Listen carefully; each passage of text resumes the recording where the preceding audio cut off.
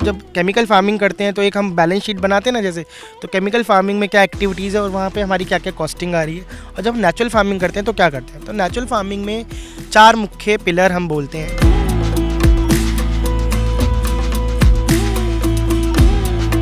जो हमारा आसपास का वातावरण है, क्या हम उसी से हम जो हमारे कीटनाशक है वो बना सकते हैं, जैसे दशपर्णी, सप्तपर्णी, ब्रह्मास्त्र, अग्निअस्त्र, ये सब हमने उनको ये बताया।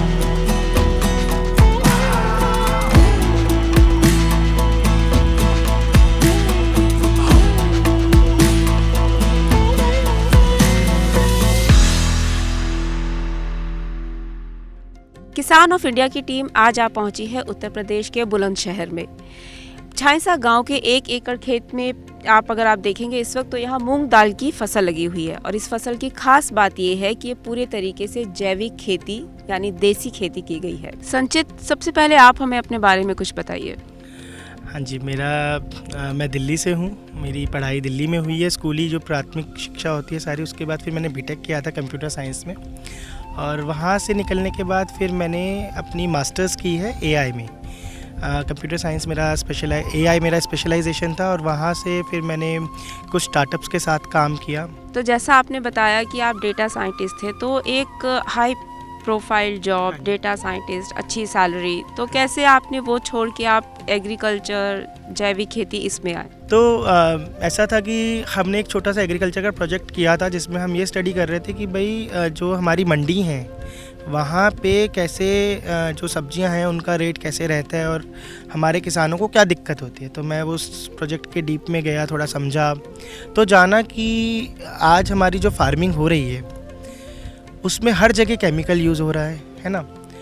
और अगर हम फार्मिंग को एक व्यवसाय माने तो हम देखेंगे कि कोई भी व्यवसाय में आपका जो रेवेन्यू होता है वो ज़्यादा होता है, और आपका जो कॉस्ट होता है, कोई भी प्रोडक्शन कॉस्ट होती है, वो कम होती है। पर जब हम खेती की बात करते हैं तो हम आए दिन सुनते हैं कि हमें इस चीज़ के लिए सब्सिडी चाहिए, या बीजों के लिए, फर्टिलाइज़र के लिए। तो मैंने सोचा कि चलो इसको थोड़ा और डेटा स्टडी करते हैं कि कहाँ हमारा खर्चा हो रहा है।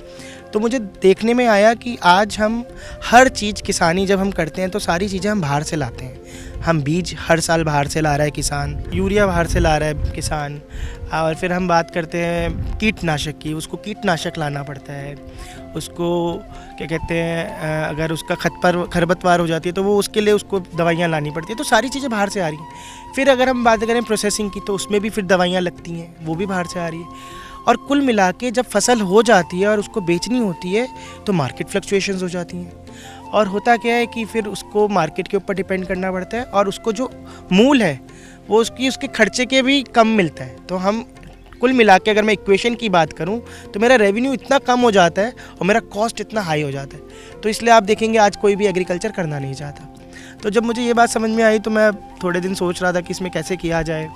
तो फिर मुझे एक स्कूल ऑफ एग्रीकल्चर है हमारा, वहाँ पे मैं गया इग्नू का। वहाँ पे मैंने अपना ऑर्गेनिक सर्टिफिकेशन के बारे में जाना, मैंने वो किया, उसमें डिप्लोमा किया हॉर्टिकल्चर में, और वहाँ से मेरी थोड़ी रुचि बन गई थी। तो मैं जॉब भी कर रहा था और थोड़ा थोड़ा इसमें भी शुरू कर रहा था। फिर मैंने अपने टेरेस पे ही थोड़ा सा बनाना शुरू किया। मैंने कहा चलो हल्दी उगाते हैं। मैं किसान नहीं हूँ, ना मैं फार्मिंग उससे हूँ, मैं दिल्ली में पैदा हुआ हूँ, दिल्ली में ही पला बड़ा हूँ। तो फिर मैंने चलो टेरेस में करके देखते हैं। मैंने हल्दी उगाई, भिंडी उगाई, अलग अलग चीज़ें उगाई, और मैंने वो नेचुरल तरीके से उगाई। कोई भी मतलब जो मैंने अपने कोर्स में सीखा था घर में होम गार्डनिंग में, वो सब बनाता था। फिर मुझे मौका मिला कि हम शीशी एग्रीकल्चर ट्रस्ट है वहाँ पे आर्ट ऑफ लिविंग का वॉलंटियर बनने का, एग्रीकल्चर। तो मैं वो बना। वहाँ पे हमने अलग अलग फार्मर्स को और लोगों को थोड़ा जागरूक किया। तो वहाँ से मेरी रुचि बनती गई, और इस कदर 2019 के आसपास मैंने अपनी जॉब छोड़ी। मैंने कहा 1 साल इसको फुल टाइम देख के रखते हैं। मैंने थोड़ा आसपास भी पूछा था कि मुझे खुद भी जैविक खाना था, और मैंने और 10-20 अपने परिवारों से पूछा, मेरे मित्रों से, कि भाई आप खाओगे अगर मैं करूँगा। तो इस तरीके से फिर हमने एक लैंड लिया 1 एकड़ का, और वो मैंने लीज़ पे लिया था, और वहाँ से हमने शुरू किया कि चलो करके देखते हैं। 75 से ज़्यादा हमने सब्जियां उगाई, और बहुत अच्छा लगा हमें उगा के। हमें लोगों से फीडबैक आया तो बहुत अच्छा लगा। और थोड़ा उस समय फिर बाद में कोविड आ गया तो मैं थोड़ा पीछे हट गया, मैंने थोड़ा रोका उस काम को। और इस समय तक हमारी किसान हमें जानने लगे थे, थोड़ा सा हमें लोग जानने लगे थे कि हाँ ये कुछ नया कर रहे हैं। हालांकि हमें लोग बोलते थे ये 2-3 साल में रुक के ख़त्म कर देंगे और कुछ नहीं करेंगे आगे, पर हम कर रहे थे। तो वहीं पे फिर मुझे पता लगा कि हमारे एक मित्र हैं, उनके जो पिताजी हैं वो भी जैविक खेती करना चाहते हैं, तो वो छायसा में थे, तो हम यहाँ पर आए।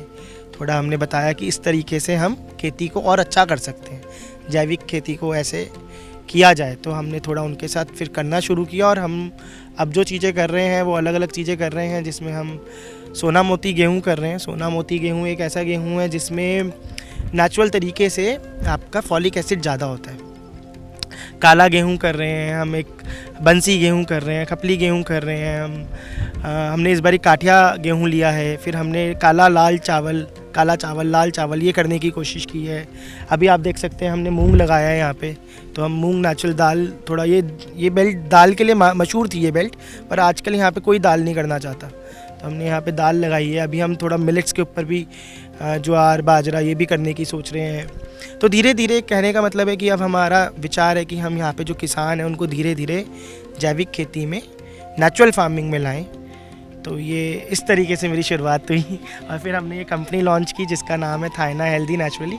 इसका मकसद यही है कि हम जितना भी जो एक नेचुरल तरीके से हम जो चीज़ें उगा सकते हैं वो उगाएं, उससे हम अपनी हेल्थ के ऊपर, एनवायरनमेंट की हेल्थ के ऊपर, हमारी फिजिकल हेल्थ के ऊपर और हमारे फार्मर की हेल्थ के ऊपर, सबके ऊपर ध्यान दें। तो जब आपने इस चीज़ की शुरुआत की और आपने किसान लोगों को अप्रोच किया, तो किसानों की तरफ से कैसा रवैया रहा? उनको हेजिटेशन थी, वो तैयार हो गए, या क्या चैलेंजेस आपको रहे? हाँ, तो ये बहुत महत्वपूर्ण सवाल है हमारा। अगर हम देखें कि किसानों को कैसे मनाया जाए, क्योंकि आजकल किसान की बात करें तो कोई भी किसान कहता है कि ये यूरिया नहीं डालेंगे तो खेती कैसे होगी, बिना यूरिया के तो खेती हो ही नहीं सकती। तो हमने वर्कशॉप लेनी शुरू की। हमने किसानों को हम ग्रुप में बुलाया, हमने कि आप आओ, हम आपको बताते हैं कि क्या मतलब हम जब केमिकल फार्मिंग करते हैं तो एक हम बैलेंस शीट बनाते हैं ना, जैसे, तो केमिकल फार्मिंग में क्या एक्टिविटीज़ है और वहाँ पे हमारी क्या क्या कॉस्टिंग आ रही है, और जब नेचुरल फार्मिंग करते हैं तो क्या करते हैं। तो नेचुरल फार्मिंग में 4 मुख्य पिलर हम बोलते हैं। पहला पिलर है देसी गाय। देसी गाय जो हमारी लोकल वैरायटी की गाय है वो बहुत ज़रूरी है नेचुरल फार्मिंग करने के लिए। हम कहते हैं कि 1 एकड़ में आप एक गाय से आप 30 एकड़ तक की खेती कर सकते हैं, ठीक है। उसका बहुत महत्वपूर्ण है। जर्सी गाय हम नहीं मानते नेचुरल फार्मिंग में, देसी गाय की हम चर्चा करते हैं। फिर आता है देसी बीज। आज किसान को बीज बार बार लाना पड़ता है, पर पहले एक बार ही बीज होता था तो सालों साल पीढ़ी यूज़ होता था, तो देसी बीज की खासियत है। तो दूसरा पिलर हमारा देसी बीज आ जाता है। फिर हम तीसरी चीज़ कहते हैं जो हमारा आसपास का वातावरण है, क्या हम उसी से हम जो हमारे कीटनाशक है वो बना सकते हैं, जैसे दशपर्णी, सप्तपर्णी, ब्रह्मास्त्र, अग्निअस्त्र, ये सब हमने उनको ये बताया। हम अलग अलग सॉल्यूशंस बनाते हैं जो कि फिर हम खेती में यूज़ करते हैं, जैसे जीवामृत हो गया, घन जीवामृत हो गया, तो ये सब चीज़ें हम फिर अपनी खेती में यूज़ करते हैं। पंचगव्य रस हो गया। तो इससे क्या होता है कि आपको बाहर से तो कुछ चीज़ नहीं लानी, कोई खर्चा आपका है नहीं। फिर एक चीज़ आती है मल्टी क्रॉपिंग। तो आज अगर देखेंगे ज़्यादातर हर खेत में सिर्फ मोनोक्रॉपिंग होती है, तो हम मल्टी क्रॉपिंग के ऊपर काम करते हैं। पेड़ ज़्यादा से ज़्यादा लगाते हैं हम किसान के जो खेत की बाउंड्री है उस पर, तो उसके ऊपर काम करते हैं। अब किसानों का एक क्वेश्चन था कि भाई हम जैविक खेती तो कर लेंगे, पर हमारा सामान कौन लेगा, हम तो मंडी में जाएंगे तो हमें मेहनत का भी नहीं। तो उस चीज़ पर भी हमने सोचा कि हम अगर किसी फैमिली को बोलते हैं कि आप अपने फार्मर को अडॉप्ट कर लीजिए और वो फार्मर आपके लिए जहर मुक्त उगाएगा, तो ये तो बहुत अच्छी चीज़ है, फैमिली को भी मिल रहा है और फार्मर को भी गारंटी मिल रही है। तो इसके ऊपर हमने काम किया। और दूसरा एक सबसे बड़ा सवाल था कि किसान का कि भाई मैं तो आज यूरिया वाली कर रहा हूँ और मैं एक साथ तो नहीं आ सकता। तो फिर हमने भी एक उसका सक्सेसिव प्लान बनाया कि फ़ेज़ 1, फ़ेज़ 2, फ़ेज़ 3 कैसे आप धीरे धीरे आपको मुनाफा आता रहेगा, आप धीरे धीरे अपने खेत में मतलब जैविक नेचुरल फार्मिंग कर दीजिए। तो हम यहाँ पे फोकस करते हैं कि हमारा न्यूट्रिएंट पर एकड़ बढ़े, तो वो चीज़ एक किसान को मिल रही है। फिर इसका मूल्य, जो हम चीज़ें उगा रहे हैं उसका मूल्य किसान को बहुत अच्छा मिल जाता है। तो अगर नॉर्मल गेहूँ उसका 15 रुपये 12 रुपये जा रहा है, हम उसको जो हमारा गेहूँ है सोना मोती, वो उसको बहुत 4 गुना 5 गुना तक देखे जाते हैं। तो ये सब चीज़ें जो हैं ऑटोमेटिकली उसको एक मोटिवेशन देता है कि वो ये चीज़ करे। फिर घी की बात करते हैं या हम तेल की बात करते हैं, तो ये सब चीज़ों में हम वैल्यू एडिशन करवा रहे हैं। और बहुत सारी चीज़ें अगर आपको हम बताएंगे कि कैसे हम कर रहे हैं, प्रोडक्ट्स कैसे कर रहे हैं। तो छोटी छोटी चीज़ों में वैल्यू एडिशन करके हम किसान को मल्टीपल चैनल्स ऑफ सोर्सेज दे रहे हैं, so that he has a daily income, he has a weekly income, he has a monthly income, he has a quarterly income, he has a yearly income and he has a 5 year income. जैसे हम SIP बनाते हैं ना, systematic investment plan, ऐसे हमारा natural farming का systematic investment plan है farmer के लिए। तो आप कैसे किसानों को किस तरह से एश्योरेंस मिल रहा है कि उनकी फसल का उनको दाम मिलेगा? तो इसमें देखो एक बात समझते हैं, आज हमारा जो किसान है वो कैसे कोई चीज़ उगाता है, तो कैसे उगाता है वो देखते हैं कि यार मार्केट में ना इस बारी प्याज का रेट ज़्यादा है तो इस बारी तो मैं प्याज लगाता हूँ, ठीक है, या वो देखते हैं मेरे बगल वाले ने ये लगाया उसको अच्छा दाम मिला था तो मैं ये लगाता हूँ। पर होता क्या है, जब उसकी फसल पक जाती है तब तक मार्केट में कुछ और रेट हो जाते हैं या कुछ और फ्लक्चुएशन हो जाती है। हम यहाँ पे ऐसे काम नहीं करते। हम कैसे करते हैं, अभी हम कुछ ही क्रॉप्स पे फोकस कर रहे हैं, पर हम ये करते हैं कि हम फैमिली से पूछते हैं भाई हम ये चीज़ें उगा के देंगे, आप इस पर 10-20 परिवार जो भी हैं आप एश्योरेंस कीजिए कि आप ये लेंगे, तो उनसे हम कोई बायबैक गारंटी या सब्सक्रिप्शन फ़ीस ले लेते हैं और फिर हम फार्मर को बताते हैं कि आप ये चीज़ इतनी क्वांटिटी में हमें चाहिए, इतना हम प्लान करके चलेंगे। तो उससे क्या होता है, एक तो हमारा फिक्स प्राइस रहता है पूरे सीज़न में, वो फ्लक्चुएट नहीं होता। फैमिली से हमें एश्योरेंस रहती है कि हर महीने वो फैमिली इतना लेने वाली है। जैसे अगर मैं आटे की बात करूं तो आज अगर मैं सोना मोती की बात करता हूं तो मेरे पास अगर 50 परिवार हैं, वो कहते हैं मुझे सोना मोती चाहिए और मैं 2 किलो सोना मोती की हर महीने लेना चाहता हूं, तो मेरे पास 100 किलो की रिक्वायरमेंट आ गई। तो किसान को मैं उतना बोलूँगा कि आप 100 किलो की व्यवस्था करना अपने खेत में सोना मोती की। साथ में वो बोलते हैं कि अच्छा साथ में हमें बंसी चाहिए 5 किलो हर महीने, तो हमारे पास 250 किलो की उसकी व्यवस्था। तो इस तरीके से हम प्लानिंग करवाते हैं। तो एक हमारे पास एश्योरेंस रहता है, पहले हमारी मार्केटिंग हो जाती है फिर किसान उगाता है, तो उसको भी एश्योरेंस रहता है। और जिस दिन हम किसान से हार्वेस्ट होकर चीज़ लेते हैं तभी की तभी उसको हाथ के हाथ नगद पैसा आ जाता है, तो उसको कोई डिपेंडेंसी नहीं रहती। तो ये एक हमने कोशिश की है कि हमारा एक ऐसा इक्वेशन बने कि हमारी फैमिली ही फार्मर को अडॉप्ट कर ले, so that both are motivated to grow natural crops. तो अब आप हमें थोड़ा इसका पूरा प्रोसेस बताइए कि क्या स्टेप 1 स्टेप 2 कैसे रहता है? हाँ जी, तो देखिए सबसे पहले तो हम जैसे कोई किसान हमारे साथ जुड़ता है तो हम उनको ये बोलते हैं कि आप ही बताइए कि आप कितनी खेती में नेचुरल फार्मिंग करना चाहेंगे। तो जैसे वो बोलते हैं कि भाई मेरे पास 5 एकड़ का है पर मैं 1 एकड़ से शुरू करता हूँ, तो 1 एकड़ में सबसे पहले तो हम 6 महीने उसमें कुछ ऐसा करते हैं कि जिससे जो केमिकल्स हैं उस केमिकल रेजिड्यू को हम कम कर सकें। तो जैसे हमने पालक उगा दिया, तो पालक एक ऐसा वो है जो अब सर्दियों में उगता है पालक, तो पालक एक ऐसा है जिससे वो सारे केमिकल निचोड़ देते हैं और पालक फिर हम मतलब वो ना तो एनिमल को खिलाते हैं ना हम खुद खाते हैं, वो मतलब एक तरीके से डैमेज क्रॉप होती है, वो बस काम करता है कि सारा केमिकल निचोड़ देता है। फिर हम उसमें गोबर, गाय गऊ गोबर और बीजा ये जीवामृत डलवाना शुरू करते हैं और उसके बाद फिर हम और थोड़े हमारे सॉल्यूशंस है वो डलवाते हैं और हमारे कुछ SOPs हैं वो हम SOPs उनको बताते हैं। वो SOPs करने के बाद फिर हम पहली फसल लेते हैं।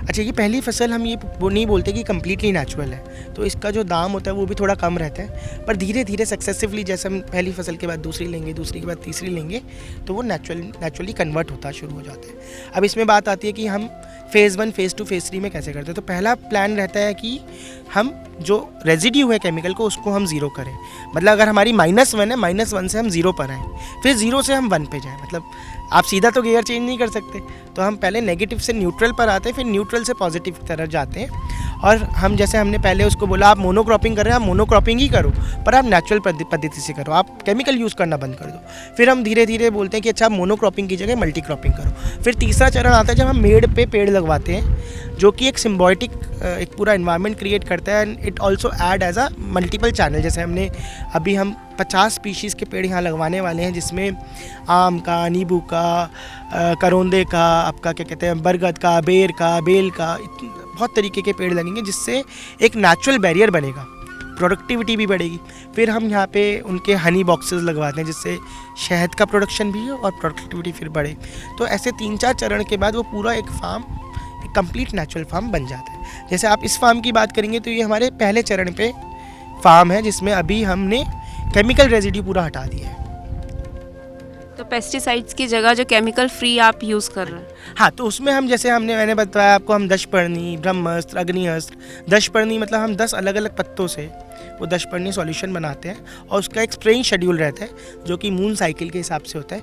बोथ हमारे फर्टिलाइज़र का भी जो हम जीवामृत बनाते हैं और जो हमारे पेस्टिसाइड बनाने के लिए हम बनाते हैं बायो पेस्टिसाइड, उसका भी तो ये शेड्यूल रहता है और उसको हम हमारे खेत में इम्प्लीमेंट कराते हैं। तो इससे क्या होता है कि जो कीटों की वजह से डैमेज होता है क्रॉप में वो कम हो जाता है। तो देखा आपने कैसे संचित ऑर्गेनिक फार्मिंग को अपनाने के लिए किसानों को प्रेरित कर रहे हैं। ना सिर्फ उपभोक्ताओं की थाली तक स्वच्छ खाना पहुंच रहा है, बल्कि किसानों को उनकी उपज का बेहतर दाम भी मिल रहा है। ऐसे ही कुछ किसानों से हमने बात की। तो सर आपको कैसे क्यों लगा कि आपको केमिकल से हट के जैविक खेती करनी है? हम इसलिए आए कि जी आजकल जो ना रासायनिक बहुत जहर बन गया, जहर जो भी कुछ खा रहा, जहर यूरिया जहर केमिकल हर चीज़ में स्प्रे, तो जहर खा रहे हैं लोग, बाग बीमार होने लगे, सब चीज़ की शरीर में कमजोरी आने लगी। तो हमने सोची इकट्ठी हम 2-4 लड़के बस जैविक खेती। तो हम बीटा गांव पहुँचे, भारत भूषण त्यागी हैं, पंडित जी हैं, वो राष्ट्रपति से सम्मानित हैं। हम वहाँ पहुँचे, उन्होंने कि बाबा क्यों जहर खा रहे हो, क्यों खिला रहे हो, ऐसा करो। हम उनके बताए पर चल दिए जी। 4 साल हो गई, मैं गाय रखता हूँ, सब चीज़, गोबर मेरे घर का, पेशाब मेरे घर का, पानी मेरे घर का, उन्हें सब ने मिला के बेसन गुड़ ये मोल लेने पड़ते हैं मुझे 1-1 किलो। 150 रुपये में 5 बीघे खर्चा हो जाए, खाद एक बार तैयार। तो हम उसे कर रहे हैं जी, आनंद आ। तो आपको जो पहले और अब की खेती के जो दाम मिलते थे, जो पहले फसल के दाम थे, उसमें फ़र्क महसूस हो रहा है कि? फ़र्क महसूस होता है, ये चीज़ अच्छी होती है, देखने में भी अच्छी होती है। और दूसरी बात ये है जी, दाम कुछ ज़्यादा मिल जाते हैं। मेरा घर भरा पड़ा और घर खाली हो जाओ, पैसे थोड़े, अब माल भरा पड़ा और घर में पैसे भी खूब मिलते हैं। फसल के दाम, देखिए फसल के दाम तो अच्छे मिलते हैं। लोगों को पहले ये सब विश्वास दिलाना होता है कि जो हम खेती के हमारे जो प्रोडक्ट हैं वो सच में जैविक हैं। अगर उनको ये विश्वास आप दिला देते हैं कि सच में हमारे जो हम इनसे खरीद रहे हैं वो जैविक ही है, तो लोग लेते हैं। किसानों के सामने अक्सर स्टोरेज की समस्या रहती है। फसल बिकने में वक्त लग जाए तो फसलों के जल्द खराब होने का खतरा रहता है। ऐसे में किसानों को क्या सावधानियां बरतनी चाहिए, फसल लगाने से लेकर उसके स्टोरेज तक के बारे में संचित किसानों को जानकारी देते हैं। तो संचित, एक बार क्रॉप हार्वेस्ट हो गई, उसके बाद से इसकी स्टोरेज में आप किस तरीके से इसका आगे रख रखाव पे ध्यान देते हैं? ये बहुत एक इम्पॉर्टेंट पहलू है। क्या होता है, कई बार हम खेती तो बहुत अच्छी करते हैं, हम और नेचुरल फार्मिंग करते हैं, हम कोई केमिकल नहीं डालते, पर क्या होता है हार्वेस्ट होने के बाद कीड़ा न लगे तो हम उसमें गोलियां डाल देते हैं, या कभी कभी फ्यूमिगेशन कर देते हैं, उसकी सल्फास डाल देते हैं। बहुत ऐसी केमिकल की टैबलेट्स आती हैं जिससे इंसेक्ट नहीं लगते, जैसे आपकी जो सुरैरी और ये सब होती है वो नहीं लगती। तो यहाँ पे भी हम लोग एक चीज़ कर रहे हैं। हमने ये एक फार्मूला बना रखा है जिसमें हमने ये गोबर है सूखा हुआ और नीम की पत्तियाँ हैं और 2-3 चीज़ें और हमने मिला के कंडे बना रखे हैं। तो ये डालते हैं, ये नमक की डलियाँ हैं, ये हल्दी है, इसमें सूखी हल्दी वो डालते हैं, और साथ में नीम को आप गीली डाल दो, सूखी डाल दो, आप सफ़ेदे का पत्ता ले लो, और आपके पास बहुत ऐसे अलग अलग तरीके के पत्ते हैं जो कि नेचुरली कीड़ा नहीं लगने देते। तो हम वो डालते हैं और अपने गेहूं में ऐसे मिक्स करके रख देते हैं। ठीक है, इससे क्या होता है, बहुत हद तक सुरैरी या ऐसी कोई जो खाते हैं अनाज को वो नहीं लगता, और इससे हमारी इसकी शेल्फ लाइफ भी बढ़ जाती है और हमें इसमें कहीं कोई ऐसा केमिकल भी यूज़ नहीं करना पड़ता। अब क्या होता है, अगर कोई कहता है कि अब आपको हमें गेहूं पीस के दे दो या दाल आई है उसको पैक, तो हम इसको साफ़ करके उसको पैकिंग करके फिर हम इसको दे देते हैं। तो इनके ज़रिए कितने टाइम तक आप इसको कीड़ा लगने से बचा सकते हैं? कीड़ा जो होता है, ज़्यादातर कीड़ा लगता है जब बारिश का मौसम होता है या जब ह्यूमिडिटी बढ़ती है। तो हमें ध्यान रखना है जहाँ पे भी हम स्टोर कर रहे हैं वो एयर टाइट रहे, और बीच बीच में जैसे गेहूं है तो गेहूं में धूप लगा सकते हैं, चावल है तो उसको छाँव में रख सकते हैं। तो जिस प्रकार के जो भी अनाज है उसकी वैसी प्रक्रिया से हम उसको देखते रहते हैं बीच बीच में कि उसमें कोई जाला तो नहीं पड़ेगा, उसमें कोई कीड़ा तो नहीं पड़ेगा। अब जब हम यहाँ से लेके जाते हैं अपने वेयर हाउस तक, तो वेयर हाउस में भी हमारे जो स्टोरेज है उसमें भी हम एक एयर टाइट कंटेनर में ये सारी चीज़ें रखते हैं, जिससे हमें केमिकल तो यूज़ करने की ज़रूरत ही ना पड़े और हमारा एक नेचुरल तरीके से चीज़ें रहें। अब होता क्या है कि किसी ने बोला कि आपको आटा चाहिए या दाल चाहिए, तो हम तभी ये सब चीज़ें इसमें से साफ़ करके और पैक करके फिर हम वो हमारे जो हमारी फैमिलीज़ हैं उन तक पहुँचा देते हैं।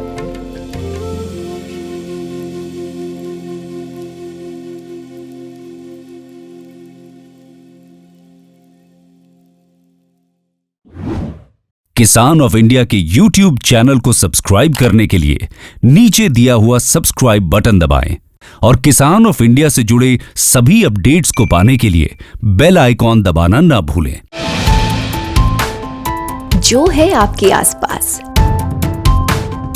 आपके शहर का खास, वो दिखाएगा आपको DNN 24, आपका अपना डिजिटल न्यूज नेटवर्क। तो फिर कीजिए लाइक, सब्सक्राइब और फॉलो।